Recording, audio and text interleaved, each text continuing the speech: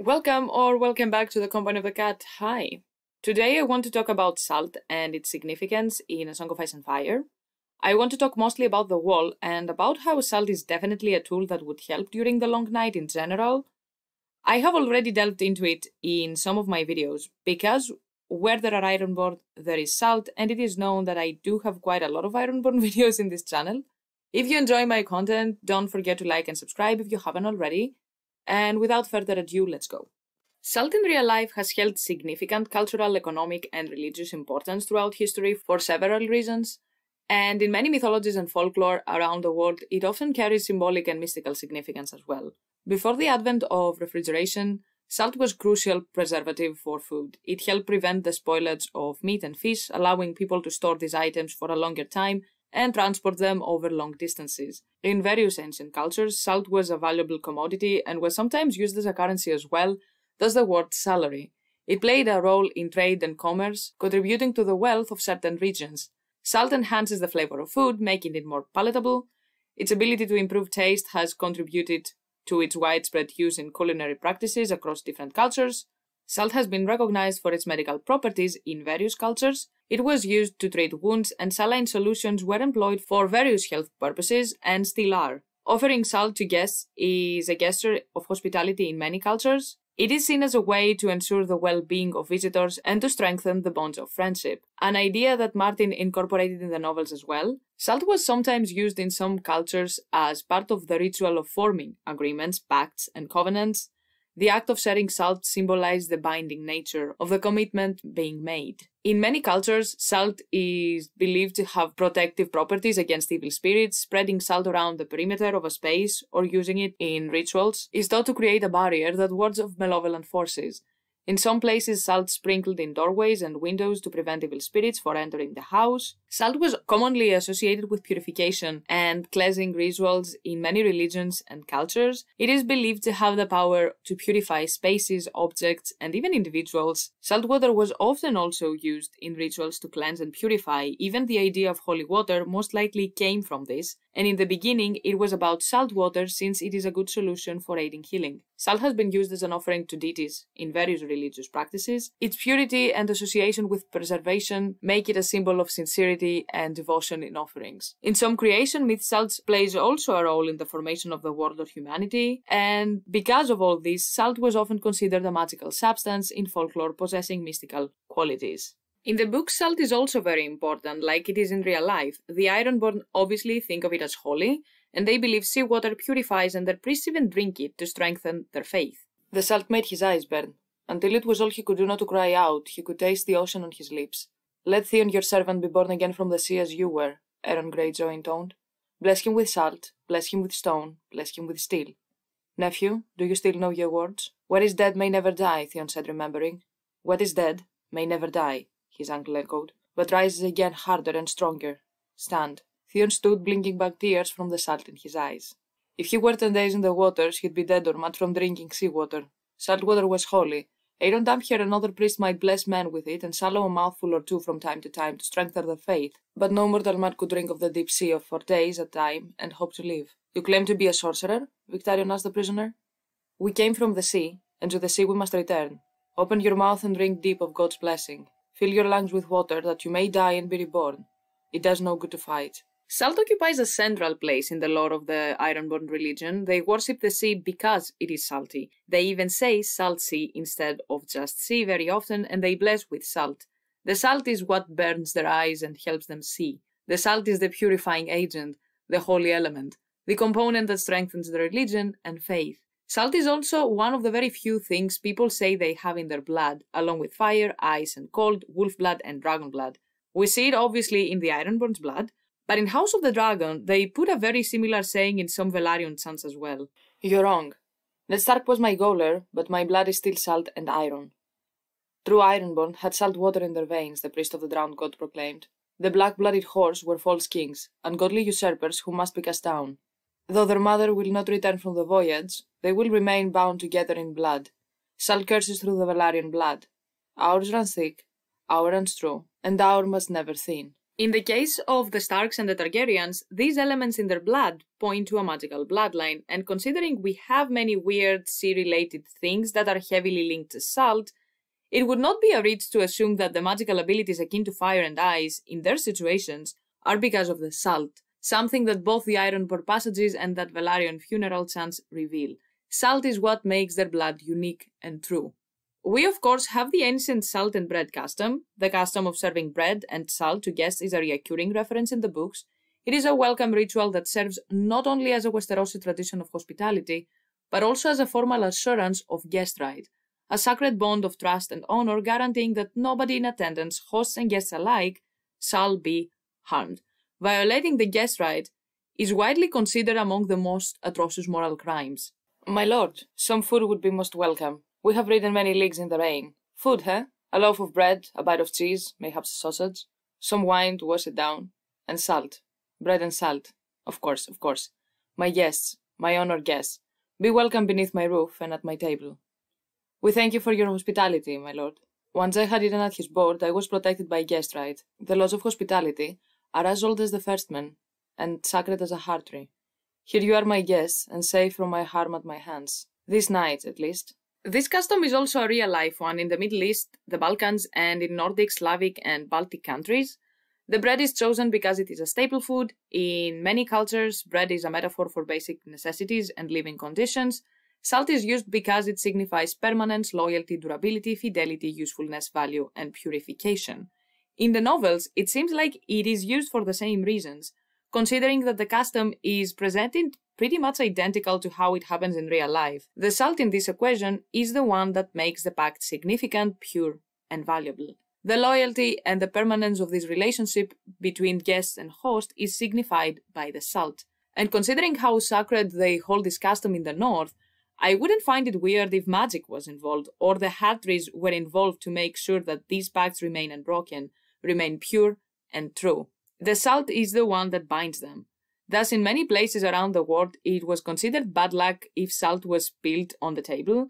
In Greece, even to this day, I know older people who, if they want a guest to leave or consider them unlucky, will spill salt behind their backs. Salt is also mentioned very often when someone wants to signify their own or someone else's status. People with higher status sit above the salt during feasts.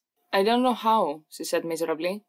Oh, I think you do, said Littlefinger, with one of those smiles that did not reach his eyes. You will be the most beautiful woman in the hall tonight, as lovely as your lady mother at your age. I cannot suit you at the desk, but you'll have a place of honor above the salt, and underneath a wall sconce. The fire will be shining in your hair, so everyone will see how fair of a face you are. So, of course, in the novels as well, salt is a valuable material that not only enhances the flavor of food, but it also signifies status. The wealthier people are the ones with enough money and power to have and use salt whenever they want while eating and have it on their table. Now, this is a passage I find curious, but I didn't know where to place it in the script, so I'm just gonna mention it here. Stannis puts it in his water for some reason. The mules love the sound of their own brain, why else? And I need them to hold my cart. Oh, to be sure, once in a while, some useful notion is put forth. But not today, I think. Ah, here's your son without water. Devan set the tray on the table and filled 2 clay cups. The king sprinkled a pinch of salt in his cup before he drank. Davos took his water straight, wishing it were wine. You were speaking of your counsel? I am kinda confused by this, to be honest. I wonder why would he do something like this? Was there a notion or something that added salt could detect poison? Or provide better hydration? Or maybe that it worked as a purificator of some sort? Maybe a superstition? I really don't know. And also it seems that Davos doesn't think of it as weird or unusual. Make of that what you will, I just mention it because it is a scene that always had me kind of, huh? Okay, I guess. Salt is one of the main components of the Azor Ahai prophecy as well, making it, in my opinion, a very important clue on why salt may play a bigger role than what we believe in the story. Theoretical or actual salt, the prophecy points to it being important in essence for some reason. When the red star bleeds and the darkness gathers, Azor Ahai shall be born again amidst smoke and salt to wake dragons out of stone. Melisandre thinks Stannis is Azor Ahai because he is the lord of a place amidst salt and smoke, Dragonstone, which is a volcanic island. Both Rhaegar and Aegon at some point were believed to be the prince, again because they were born amidst salt and smoke. The salt is the indicator, the salt is present and important. In my Euron video, I suggested that he went to Valyria for this exact reason as well. It is confirmed in the Forsaken chapter that Euron is very much aware of the Azor Ahai prophecy, and not just that, he is trying to make it come true. Euron said that he had a dragon egg at some point that he couldn't hatch. But what if he went to Valyria precisely to make it hatch? In theory, there isn't a better place than the smoking sea in Valyria to bring dragons back to life. Euron just eating the egg seems very improbable in my opinion.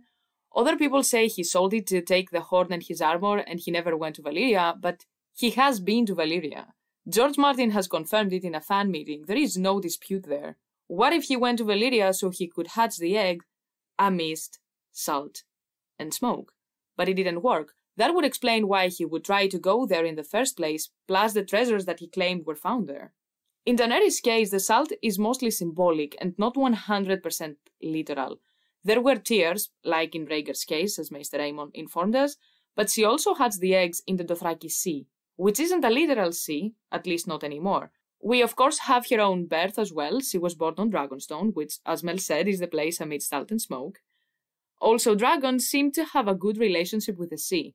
We see Dany's dragons play and dive into it, and of course we have stories of dragons who used to fly, fish, and stay close to the sea like Grey Ghost. Dragons always prefer to attack from above, Dany had learned. Should either get between the other and the sun, he would fold his wing and dive screaming, and they would tumble from the sky locked together in a tangled scaly ball, jaws snapping and tails lashing.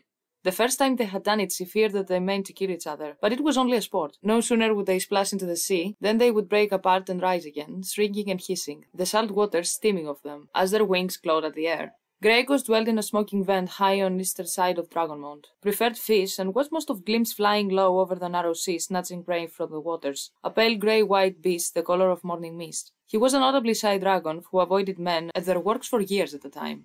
Salt and fire are both the oldest known purificators. They always went hand in hand in most religions and cultures. Salt was one of the most important components where sacrifice was involved, especially sacrifice through fire.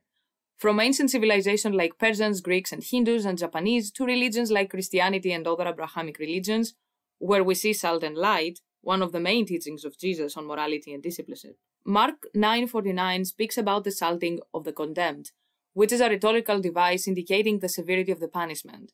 Mark 9:50 reads in part, "Have salt in yourselves, and have peace with one another." The salt in this verse refers to the goodwill that seasons positive relationship between people. So again, we see truth, pact, and punishment in the case of moral crimes. In the Old Testament, there was also mention of the practice of newborn babies being rubbed with salt to purify them. Salt and fire are always associated with one another. Not only does salt have some attributes of fire, like the burning feeling, but salt itself is inflammable, while it can also act as a catalyst or a fuel for other substances. When salt is mixed with certain substances that are flammable, it can enhance the combustion process and increase the intensity of a fire. Since it can be burned, it can be used to prevent fire from spreading. These are the reasons why salt always has the same attributes as fire in many religions, but somewhat milder and less destructive. And the main reason for the superstition about evil spirit and salt also derives from its inflammability, but also because as a purification agent that burns in its own right, it can be used against not just evil spirits, but even fiery evil spirits from hell. In the novels, the Ironborn also have the belief that the drowned god brought the flame from the salt sea, something that corresponds to various real-life myths and suggests that either the fire came from the salt sea, or the salt in the water is the result of fire. In Finnish mythology, Ilmarinen, who is a blacksmith, created Sampo by conjuring the four winds to fan the flames. The winds blew for 3 days until finally the Sampo was born, taking the shape of a magic mill that produces grain, salt, and gold. Salt and fire were always connected, and we see similar beliefs in the novels as well. So if fire could protect against the others, as myths claim, and they can be killed with dragon glass, would it be that weird if salt could hold them back, like it holds back evil spirits in folklore? Salt is a common way of melting snow and ice. It works by lowering the freezing point of the water. When salt is added to ice, it disrupts the molecular structure of ice, reducing its freezing point and causing it to melt at a lower temperatures. All in all, every winter, salt is a very useful tool against ice. Salt is really important because it's seen as the most essential part of things, especially life. People used to think of salt as super valuable because it's necessary for life, and in some places it's hard to get. The idea that salt is so important is emphasized in the Bible when it says you are the salt of the earth. Salt is seen as a pure, clean, and unchanging substance. It seems like you can't break it down into anything else, and living things need it to survive. So people have thought of salt as the most important part of everything, the essence of life and the soul of the body. In ancient Egypt, salt and burning candles represented life and were placed over a dead body to express the ardent desire of prolonging the life of the deceased. After death, all parts of the body fall apart. In life, the soul maintains, the part intact and in connection with one another. In the same way, salt maintained the dead body in its form and connection, thus representing, so to speak, the soul. The durability of the salt and its immunity against decay made it an emblem of immortality, and we see the exact same parallels in the books as well. Bless him with salt, bless him with stone, bless him with steel. What is dead may never die. George Martin himself, when asked about the name of the series, he said, I mean, fire is love, fire is passion, fire is sexual ardor, and all these things. Ice is betrayal, ice is revenge, ice is, the kind of cold inhumanity, and all that stuff is being played out in the books. The same things are applied to salt as well. This is why they go hand in hand, two metaphorical applications of the same idea. Salt is used to keep the fire always burning. At the Osiris festivals in Egypt, all those taking part had to light lamps the oil of which had salt mixed in it. The idea of fire, not only in A Song of Ice and Fire, but in poetry as well as in mythology, is constantly used to represent the ideas of the fire of life and the fire of love, and salt assists this as well. Additionally, in real life, it was also used to produce the opposite effect as well, keeping the dead and their spirits, dead. Salt was used to protect the fields from evil influences and was further used to prevent the souls of the dead from returning to earth and to secure the peace in purgatory. Salt, like fire and ice, can be both destructive or helpful. It has the same duality and the same symbolisms, and we see it in many instances in the story being important and symbolizing pretty much the same things as in real life. Looking at all this, I am becoming more and more convinced, to be honest, that salt is involved in the construction of the wall. First of all, the wall stretches from westwards by the bridge to eastwards by the sea. Both locations stop at water. In the east, it stops at the sea, and the westernmost castle, according to the official maps of the Lands of Ice and Fire, is south of the gorge and just east of the Bridge of Skulls, pretty much at the place where the river meets the sea. And this is the strongest evidence for me that salt prevents them from passing. Ice is pretty much frozen water, and when the others arrive, the cold is unbearable, the cold is different, alive, they can smell it. It is almost magical, and for some reason, they can't just freeze the top of the sea and pass. Yes, salt water has a lower freezing point, but it's not that significant of a difference, and it shouldn't be that hard for the others, whose cold weapons can shatter steel, to freeze it. Something is preventing them from doing this, and I would say that this something is the salt. If salt water can stop them, then extending the salty barrier over the land is kind of a great idea. We also have various moments where the wall is described as weeping, crying, shedding tears, etc. And tears are salty as well. And how did you find the wall? Weeping, Will said, frowning. She wasn't really climbing the way he used to climb. She was only walking up some steps that the Night's Woods had been hewn hundreds and thousands of years ago. He remembered Mr. Lewing saying the Nightfort was the only castle where the steps had been cut from the ice of the wall itself. Or maybe it was his Uncle Benjamin. The newer castle had wooden steps or stone ones or long ramps of earth and gravel. Ice is too treacherous. It was his uncle who told him that. He said that the outer surface of the wall wept icy tears sometimes, though the core inside stayed frozen, hard as rock. The steps must have melted and refrozen 1,000 times since the last time Black Brothers left the castle, and every time they did, they shrunk a little and got smoother and rounder, and more treacherous, and smaller. It's almost like the wall was swallowing them back into itself. The Nightfort is the oldest castle on the wall, and has been abandoned for years at this point. There are features of it, like the stairs carved out of the ice of the wall, and it was here where we see the other very weird instance when Bran passed through the Black Gate. I am the sword in the darkness, Samuel Tarly said. I am the watcher on the walls. I am the fire that burns against the cold, the light that brings the dawn, the horn that wakes the sleepers. I am the shield that guards the realm of men. Then pass, the door said. Its lips opened wide and wider still, until nothing at all remained but a great gaping mouth in a ring of wrinkles. Some stepped aside and waved Jojen through ahead of him. Summer followed, sniffing as he went, and then it was Bran's turn. Hodor ducked, but not low enough. The door's upper lip brushed softly against the top of Bran's head, and a drop of water fell on him and ran slowly down his nose. It was strangely warm and salty as a tear. This is a very important part of the storyline. From the moment Bran passes through the wall, we see the end of Bran as we know him. He pretty much becomes Bran the Greenseer. It is the last line Bran thinks before he passes the wall, and the last line of him in this book as well. We also learn that the wall has a way of regulating who passes and who don't. A magical way. The Black Gate is located under the wall, set deep in a wall of the well at the center of the kitchens in Nightford, and is as old as the wall itself. For some reason, a drop of water fell on Bran when he passes through the door, a salty drop of water. Even he found it curious that the drop was not cold and was as salty as a tear. All this while, at the beginning of this chapter, he is thinking how his uncle told him that the outer surface of the wall wept icy tears sometimes. Having the wall being a salty barrier also parallels every story we know about ancient magical conflicts of the past as well. When the first men started migrating to Westeros, the children of the forest created a salty barrier by breaking the arm of Dorne. The old songs say that the Greenseers used dark magics to make the seas rise and sweep away the land, shattering the arm, but it was too late to close the door. The wars went on until the earth ran red with blood of men and children both, but more children than men, for men were bigger and stronger, and wood and stone and obsidian make a poor match for bronze. Finally the wise of both races prevailed, and the chiefs and heroes of the first men met the Greenseers and the Wood Dancers amidst the weirwood groves of a small island in the great lake called Godzai.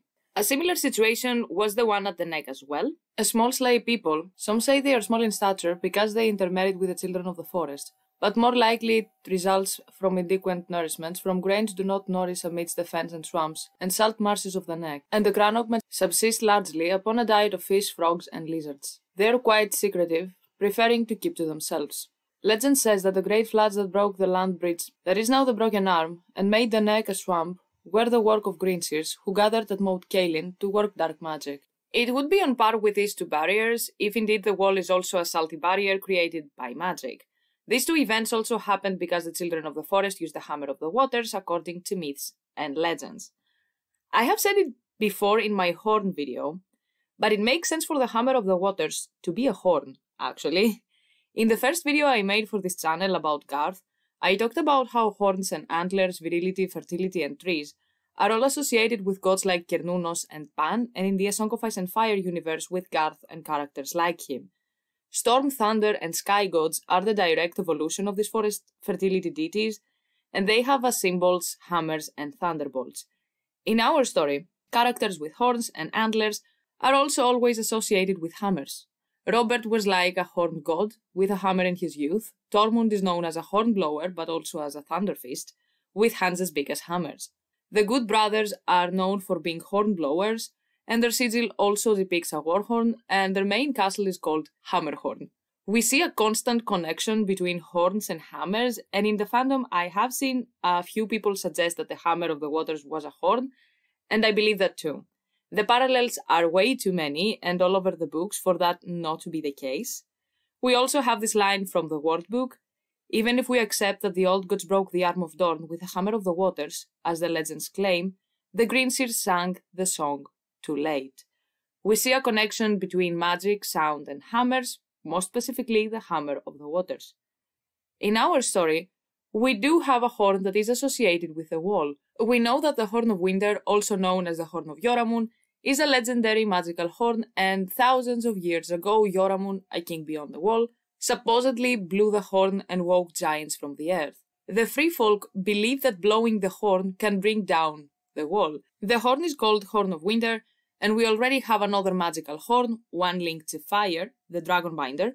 So putting two and two together, I am gonna say that this one has a connection to ice, since it fits thematically and with its name. My second guess is that originally this horn belonged to the Nightwatch. Their vow says, I am the sword in the darkness, I am the watcher on the walls, I am the fire that burns against the cold, the light that brings the dawn, the horn that wakes the sleepers, the shield that guards the realm of men. They are the horn that wakes the sleepers, and at the end of the day, it makes sense for the people on the wall to have a horn that can control it, if the stories are indeed correct. What is weird about the whole situation is why make a horn that brings down the barrier that protects you in the first place? Why the hell make a horn that brings the wall down?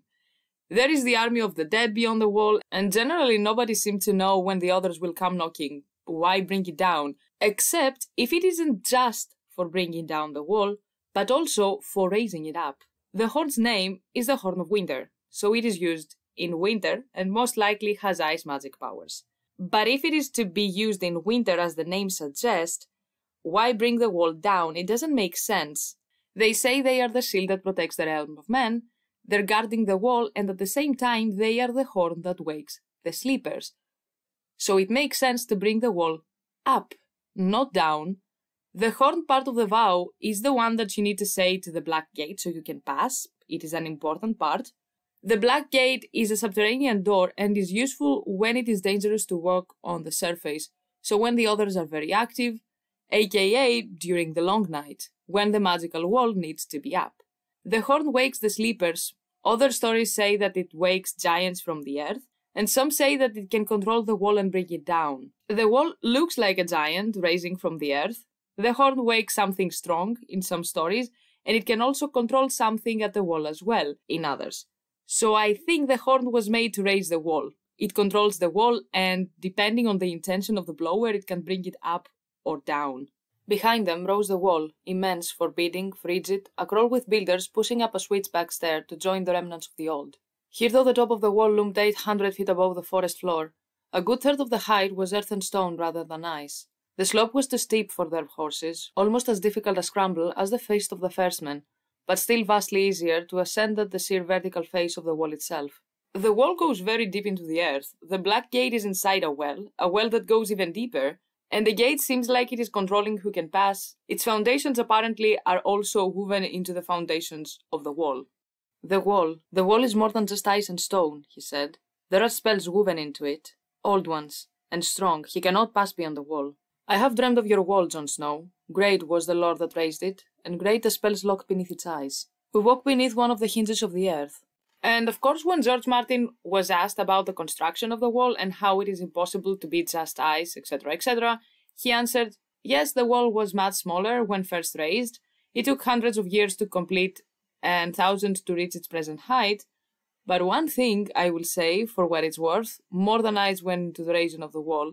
Remember, these are fantasy novels. Magic is obviously involved, and magic has a price, especially magic of that caliber. If the Hammer of the Waters was also a horn, we know that the singers sacrificed a lot of their children. It was a dark spell, a spell requiring a hefty price. And while Melisandre had the knowledge to make more powders, she lacked many rare ingredients. My spell should suffice. She was stronger at the wall, stronger than even in a sigh. I hate this wall. Can you feel how cold it is? It's made of ice. You know nothing, Jon Snow. This wall is made of blood. If you had the Horn of Yoramun all along, why haven't you used it? Why bother building turtles and sending Thents to kill us in our beds? If this horn is all the songs say, why not just sound it and be done? It was Dalla who answered him. Dalla great with child, laying on her pile of furs beside the brazier. We free folk know things you kneelers have forgotten. Sometimes the sword road is not the safest, Jon Snow. The Horn Lord once said, sorcery is a sword without a hilt. There is no safe way to grasp it.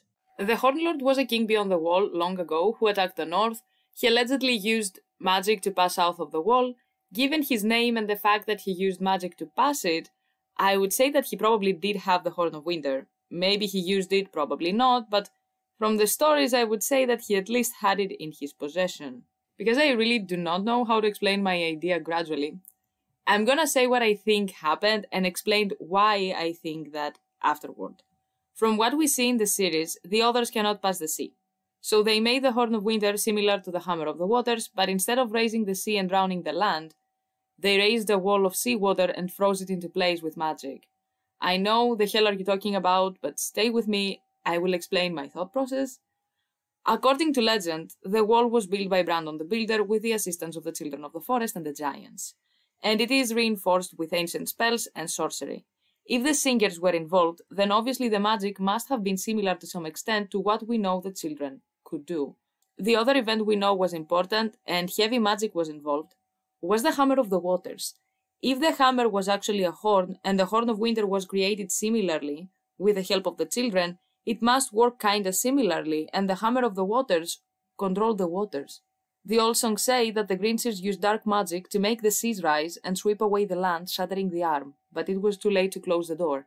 The icy part was getting taller and taller with time, but that doesn't change the fact that somehow they raised this icy part, which was obviously even then big enough to require magic, according to the legends and of course George Martin himself. Apart from dragon glass and dragon steel, we do not know much about the others and their weaknesses, but it seems that they cannot pass through seawater. And 100% this is something that would be noticed, so if somehow seawater was between them, like the children of the forest tried to do with a hammer, and in some means the neck as well, problem solved. The thing is raising the seas everywhere and to such an extent that a sizable portion of land would sink and halt the others, like it is suggested happened with the hammer at the Arm of Dorn, which caused so much havoc, sounds dangerous and also not as easy, because we are talking about a much bigger part of land that is also mountainous in the western part as well. A saltwater wall is kind of a genius idea. And I hear you saying, where the hell did they find the salt water so they can freeze it into place? And my answer to that is underground and from the sides. The foundations go very deep into the earth. Very deep. The Night Fort is the largest castle on the wall and the oldest. The castle itself has of course been rebuilt many times over the centuries, but the underground tunnels and passages still remain as they originally were. And this is the case for most castles as far as we know. We do not know what the hell was happening there, but all the strange stories about the wall are from this castle, and Alisand for some reason was disturbed by the place enough to want it abandoned and replaced with a whole ass new castle, which she paid with her own jewels. The place is also huge to a person who travelled on top of her dragon all over Westeros. Everyone inside the story points out how dark and how grim the Night Fort is. This is also the place where the Black Gate is located. The Black Gate is inside a well, a bottomless well that is big enough for people to go in and out, and for a massive gate to exist. The well is very much something that disturbed Bran and is described extensively. The well was the thing he liked the least though.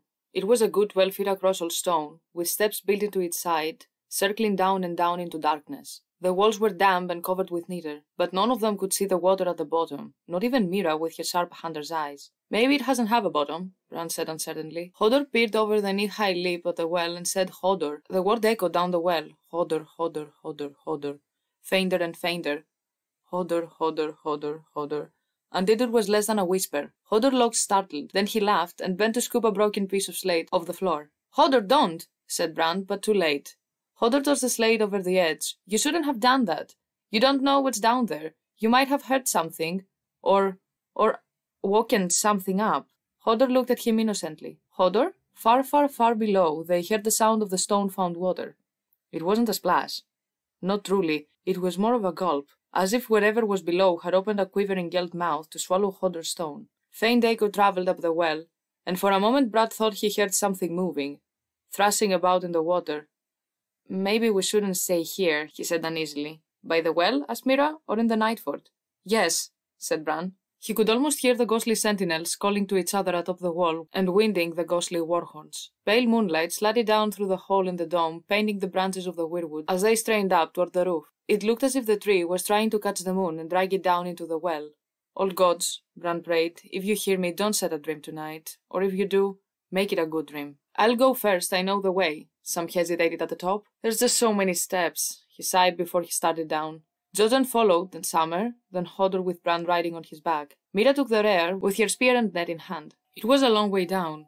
The top of the well was bathed in moonlight, but it grew smaller and dimmer every time they went around. Their footsteps echoed off the damp stones, and the water sounded grew louder. Should we have brought torches? Jojen asked. Your eyes will adjust, said Sam. Keep one hand on the wall and you won't fall. The well grew darker and colder with every turn. When Bran finally lifted his head around to look back up the shaft, the top of the wall was no bigger than half a moon.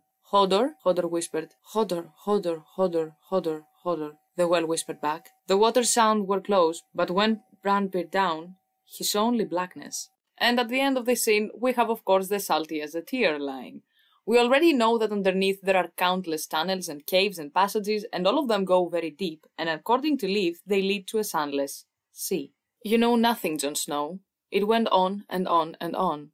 There are hundreds of caves in these hills, and down deep they are all connected. There's even a way under your wall, Gorn's way. You know nothing, Jon Snow. Gendel did not die. He cut his way free through the crows and led his people back north when the wolves howling at their heels. Only Gendel did not know the caves Asgore had, and took our own turn. She swept the torch back and forth so the shadows jumped and moved.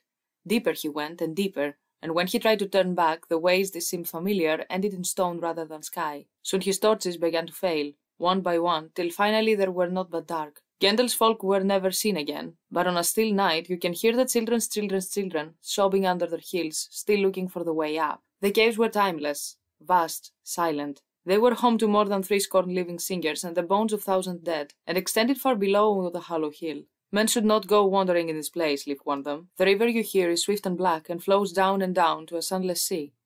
And there are passages that go even deeper, bottomless pits and sudden shafts, forgotten ways that lead to the very center of the earth. Even my people have not explored them all, and we have lived here for 1,000 of your man-years. There is some sort of power down there. Bran felt uncomfortable by the well, Alysanne didn't like the vibe of the place, and I'm guessing a big reason would have been Silverwing. And everyone just feels off there. From what I understand, at least for quite some time, the wall did not have as many castles, and if Nightfort is the oldest, I imagine that for years the only way of passing was through the Black Gate, and for years only the Black Brothers could pass, with the seaside passages at the two ends being the only two other ways.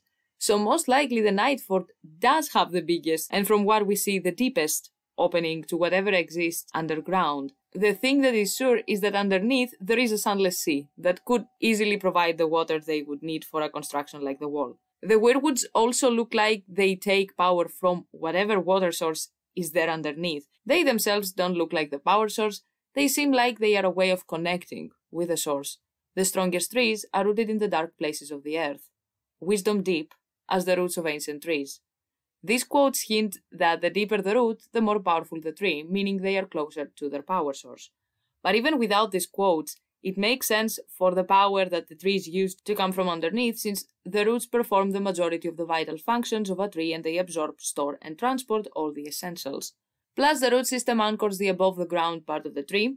The deeper and wider the root system, the more stable and powerful the tree is. The Weirwoods are a different take on the Tree of Life war tree archetype, and they are heavily inspired by Yggdrasil. Yggdrasil was watered by 3 holy wells that were located at its roots. Και τώρα η αξιαγάπητη κυρία από το Google Translate θα σας πει πως διαβάζονται αυτά τα καταραμένα τα πηγάδια, διότι με 15 λεπτά εδώ και μάτι μπανά για την παντάνασα δεν μπορώ να τα πω το ένα μετά το άλλο. Μόνα τους σε μία φράση πάει στο διάλο. Τόσο γρήγορα το ένα μετά το άλλο, πραγματικά δεν μπορώ, αγανάκτησα. In the Poetic Edda, Urdarbrunr is described as being located beneath Yggdrasil that is covered with white mud. The 3 Nords come from the well, set down laws they chose lives for the sons of men and the fates of men. In the Prose Edda, we learn that this very holy well is located beneath the 3rd root of Yggdrasil, and that every day the gods hold court at the well. Like in the Poetic Edda, the well is associated with the Norns, the maidens who shape the lives of men. It states that the Nords take water from the well and mud that lies around it and pour it over the Yggdrasil so that its branches do not decay or rot. The water is described as so holy that anything that enters the well will become as white as the membrane called the skin that lies round the inside of the eggshell. The second well is Hvergelmir. In the Poetic Edda, this is the spring whence all the waters rise. The Prose Edda repeats this information and adds that the spring is one of the 3 major springs at the primary roots of Yggdrasil, and that within the spring is a vast amount of serpents and the dragon Nithagr. One of the rivers that derives from the spring is the river Gjöll, one of the rivers of the underworld whence much wisdom is held to derive. The third well is the well of Mimir. This well is also located beneath one of the 3 roots of the tree, the roots that passes into the Jotunheimer, where the primordial plane of Ginnungagap once existed.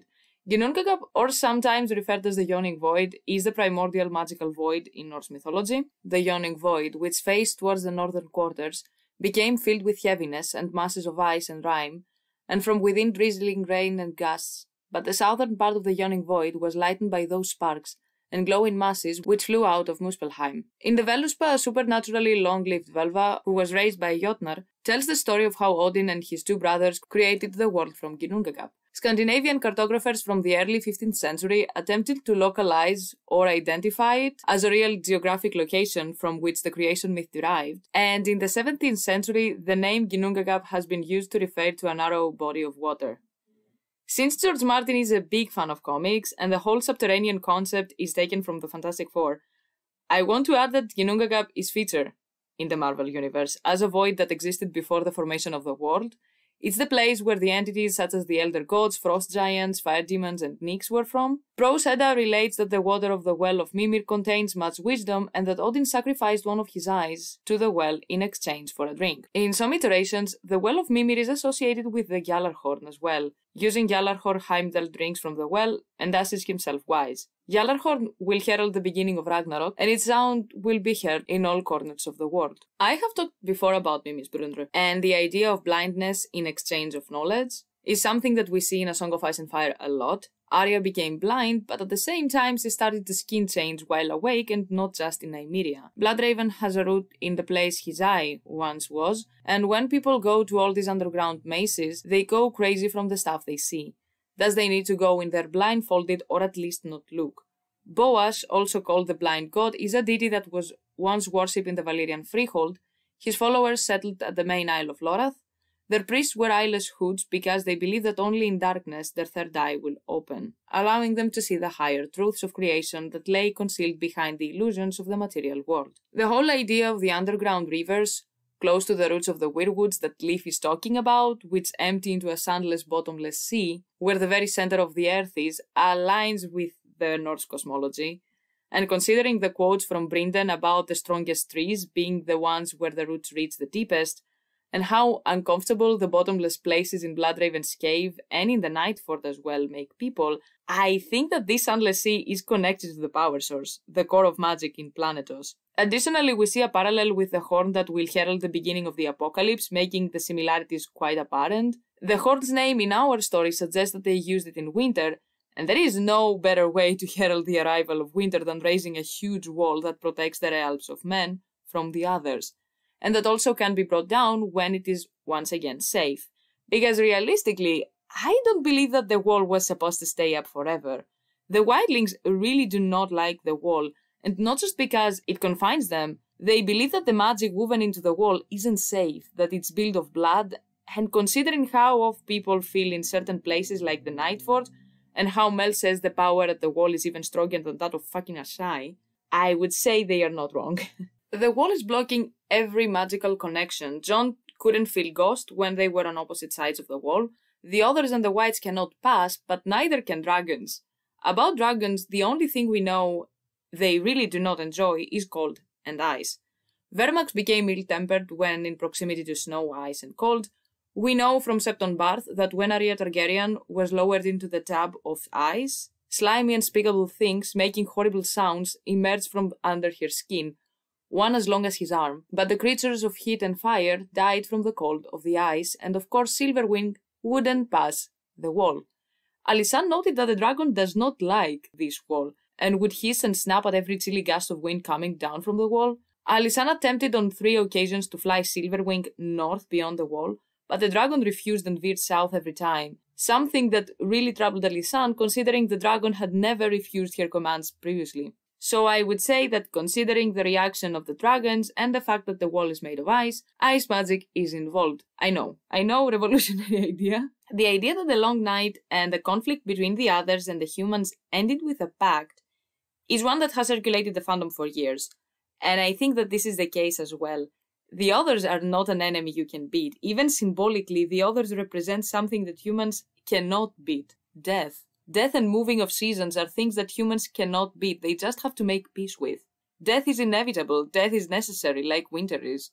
All men must die, Jon Snow, but first, we live. Daenerys in A Storm of Swords dreamed about the others before the siege of Astapor. That night, she dreamed that she was Rhaegar, riding to the Trident, but she was mounted on a dragon, not a horse. When she saw the usurpers' rebel host across the river, they were armored all in ice, but she bathed them in dragonfire and they melted away like dew and turned the Trident into a torrent. Some small part of her knew that she was dreaming, but another part exulted. This is how it was meant to be. The other was a nightmare, and I have only now awakened. This instance, at first glance, looked like a battle, but I personally think it means just the end of the conflict, the end of winter, the return of springs, where the rivers flow again and the ice and snow are melting. This scene is symbolic for many reasons. It represents Dany's battles, as well as her role in ending the Long Night, her connection to her brother Rhaegar, and how unlike him she won.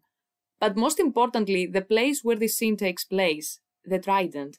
the place where the god's eye is located, the place where a magical pact we know for a fact has already occurred. A magical pact between humans and magical folk where they split the land, with the singers keeping the forest and the humans the open lands. We even have a pact between House Stark and House Targaryen, the primary magical houses of the series, that represents ice and fire, and if we apply George Martin's explanation about what fire and ice symbolize in the series life and death, named literally the Pact of Ice and Fire.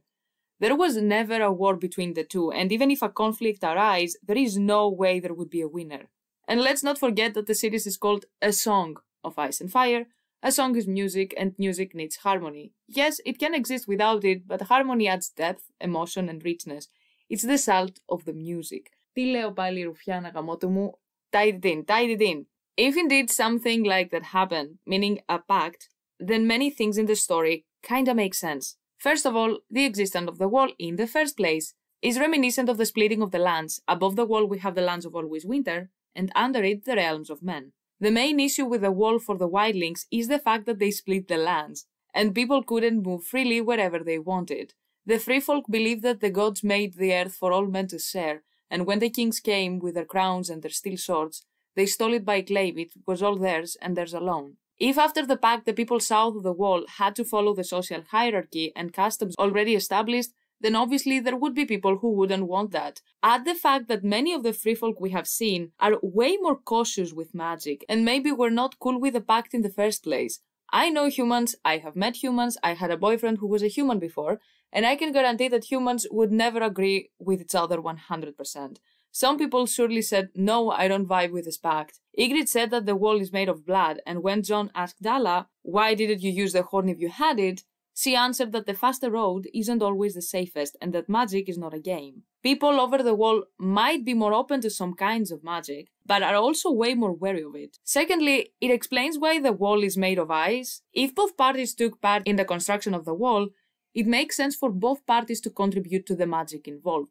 The wall stops the others and the Wights, but it stops wargs, skin changers, and dragons as well. And making these walls salty also makes it a tangible representation of the pact itself, of the agreement, like with the guest right. And the guest right is as holy as a heart tree. Involving salt in the wall solidifies this agreement, that holy oath. Plus we have some jokes here and there that could be foreshadowing and not just jokes. I do not know how you observe guest right on your mountain, sir. In the north we hold it sacred. Wun is a guest here. Sir Patrick smiled. Tell me, Lord Commander, should the other turn up, do you plan to offer hospitality to them as well? Offering hospitality means offering salt. It means agreement. It means pact. A sacred oath. The Weirwoods and the wells also play a huge role. In reality, the trees and the wells do a very similar job. They work as a gateway. They are the links between the underground and the surface. They also transport water from the underground to the surface, and according to the information we get from Leaf and Brynden, they can also transport power. People can get power from them, and we know it to be true. We have seen it. The paste Bran ate, along with whatever else, had Weirwood sap in it, and linked him to the trees.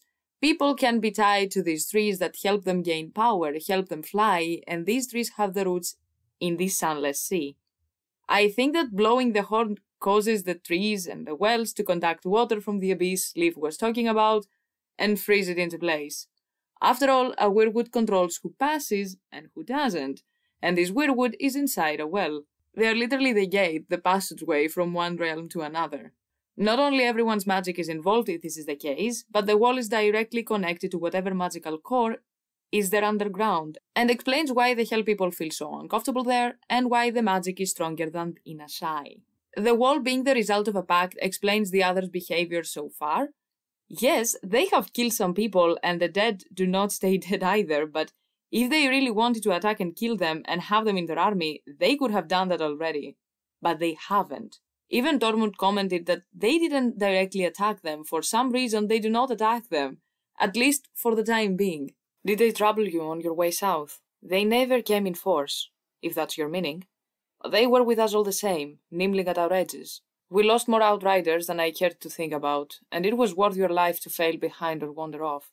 Every nightfall we ring our camps with fire. They don't like fire mats, and make no mistake. When the snows came, though, snow and sleet and freezing rain, it's bloody hard to find dry wood, or get your kindling lit.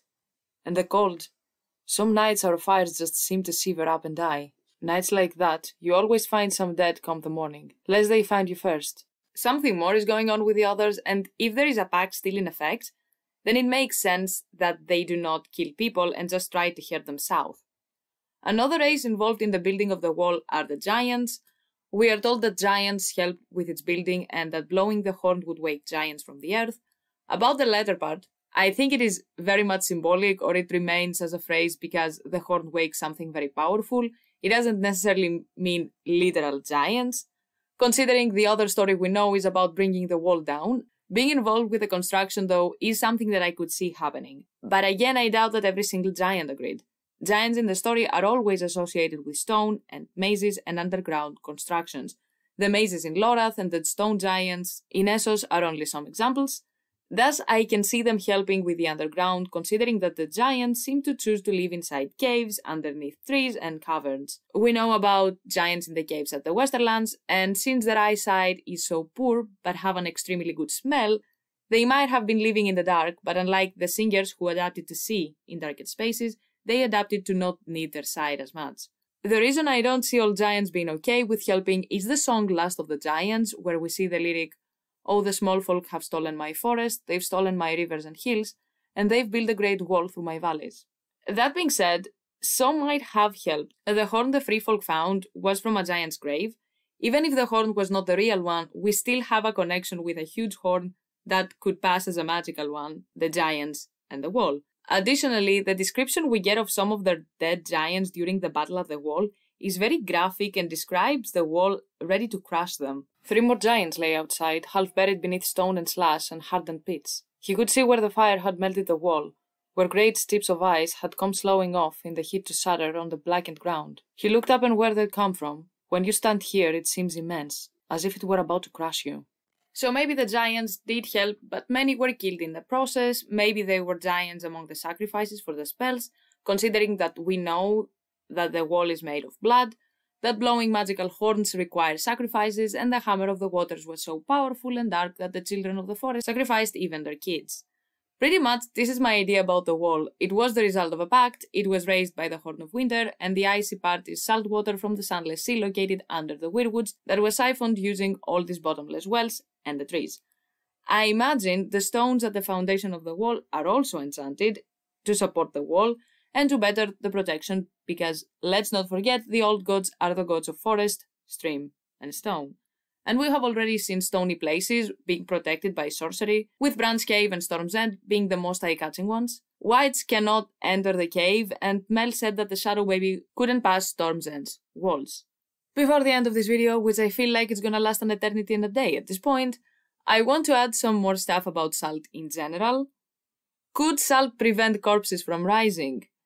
Considering the way salt is perceived in real life and in the novels, I wouldn't find it weird if salt can stop the dead from coming back. They came upon the first corpse a mile from the crossroads. He swung beneath the limb of a dead tree whose blackened trunk still bore the scars of the lightning that had killed it. The carrion crows had been at work on his face, and wolves had feasted on his lower legs, where they dangled near the ground. Only bones and rags remained below his knees, along with one well-chewed shoe, half covered by mud and mold. "What does he have in his mouth?" asked Podrick. Brienne had to steel herself to look. His face was grey and green and ghastly, his mouth open and distended. Someone had shoved a jagged white rock between his teeth. A rock or... "Salt," said Septon Meribald. 50 yards further on, they spied the second body.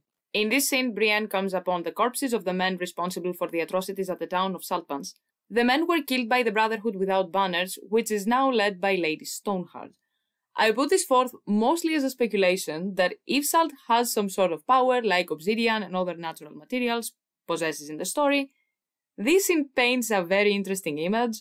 The outlaws, previously under the command of Lord Beric Dondarrion, an Azor Ahai figure, and now followers of a resurrected Catelyn who brings death throughout the Riverlands, hanged people, putting an end to them for good, and left a piece of rock salt in their mouths. As I said, this is mostly a speculation. I mean, all the theory is a theory, obviously, might as well be as far off as it gets, but for this one, I do not have that much supporting text, apart from what people believe about salt and this very interesting graph scene. I'm gonna end the episode here, because it's already way too long. I hope you had fun and enjoyed this video. Write whatever theory and idea you have down below, and don't forget to like and subscribe. This is obviously the last video for 2023. This was the first year of this channel, and I want to thank you all very, very much for watching the videos and for your support in general. I wish all of you people a bomb New Year's Eve, and whatever you wish for 2024 to come true, άντε με το καλό να μας μπει και θα τα ξαναπούμε του χρόνου.